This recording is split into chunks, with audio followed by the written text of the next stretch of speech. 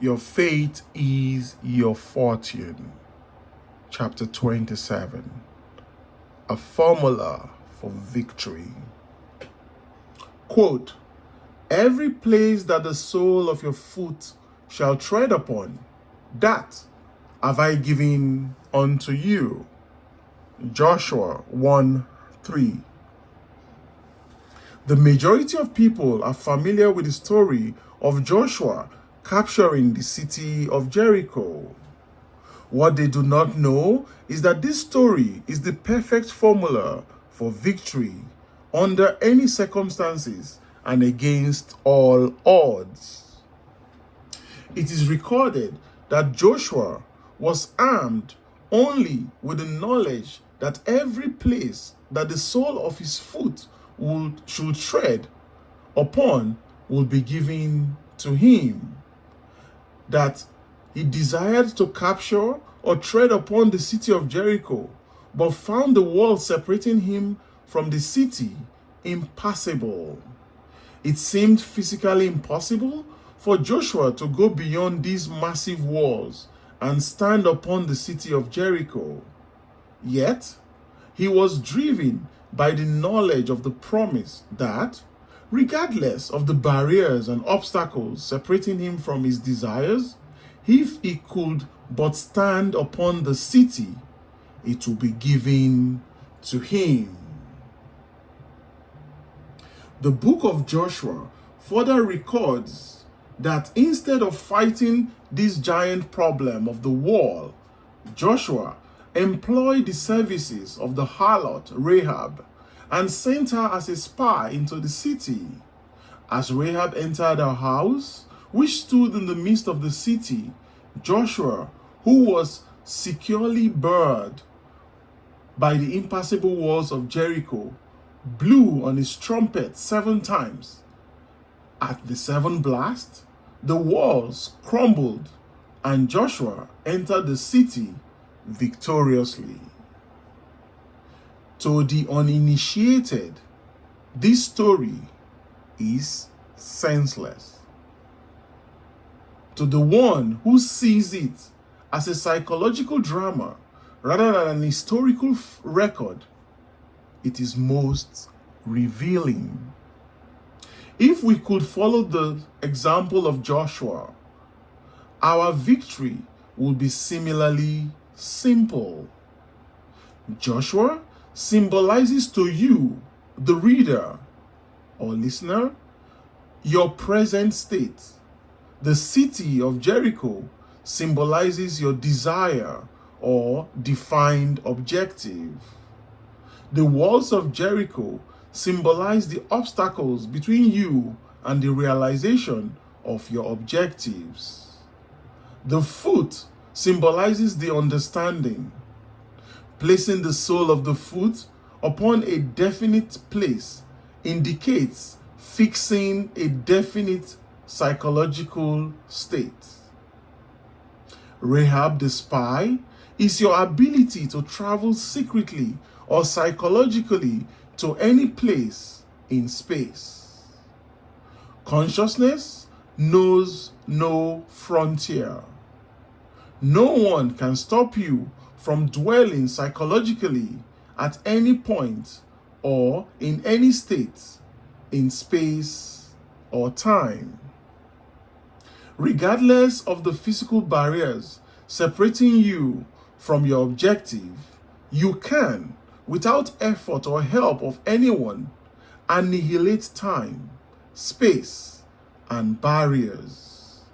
Thus, you can dwell psychologically in the desired state. So, although you may not be able to tread physically upon a state or city, you can always tread psychologically upon any desired state. By treading psychologically, I mean that you can now, this very moment, close your eyes and after visualizing or imagining a place or state other than your present one, actually feel that you are now in such a place or state. You can feel this condition to be so real that upon opening your eyes, you are amazed to find that you are not physically there. A harlot, as you know, gives to all men that which they ask of her. Rahab the harlot symbolizes your infinite capacity to psychologically assume any desirable state without questioning whether or not you are physically or morally fit to do so. You can today capture the modern city of Jericho or your defined objective if you will psychologically reenact this story of Joshua. But to capture the city and realize your desires, you must carefully follow the formula of victory as laid down in this book of Joshua. This is the application of this victorious formula as a modern mystic reveals it today. First, define your objective, not the manner of obtaining it, just the objective. Pure and simple. That is, know exactly what it is you desire so that you have a clear mental picture of it. Secondly, take your attention away from the obstacles which separate you from your objective and place your thought on the objective itself. Thirdly, close your eyes and feel that you are already in the city or state that you would capture. Remain within this psychological state until you get a conscious reaction of complete satisfaction in this victory. Then, by simply opening your eyes, return to your former conscious waking state. This secret journey into the desired state, with its subsequent psychological reaction of complete satisfaction, is all that is necessary to bring about total victory. This victorious physical state will embody itself despite all opposition. It has the plan and power of self-expression. From this point forward, follow the example of Joshua, who, after psychologically dwelling in the desired state until he received a complete conscious reaction of victory, did nothing more to bring about this victory than to blow 7 times on his trumpet.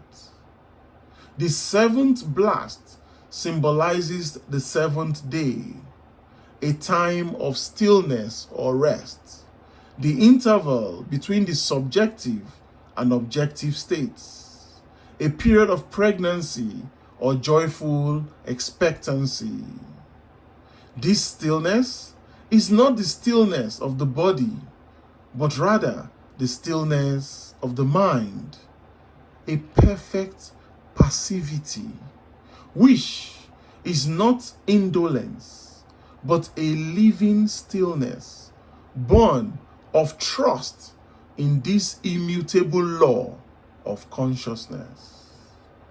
Those not familiar with this law or formula for victory in attempting to still their minds succeed only in acquiring a quiet tension, which is nothing more than compressed anxiety.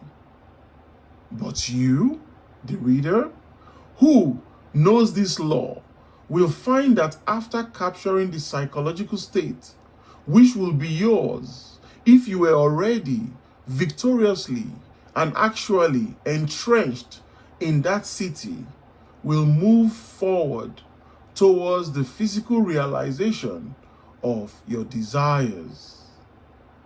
You will do this without doubt or fear, in a state of mind fixed in the knowledge of a prearranged victory. You will not be afraid of the enemy because the outcome has been determined by the psychological state that preceded the physical offensive. And all the forces of heaven and earth cannot stop the victorious fulfillment of that state.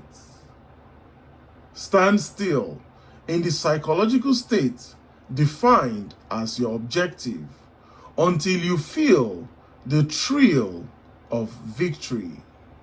Then, with confidence, born of the knowledge of this law, watch the physical realization of your objective. Quote, stand, quote, set yourself, stand still, and watch the salvation of the Lord with you. End of chapter. End of book.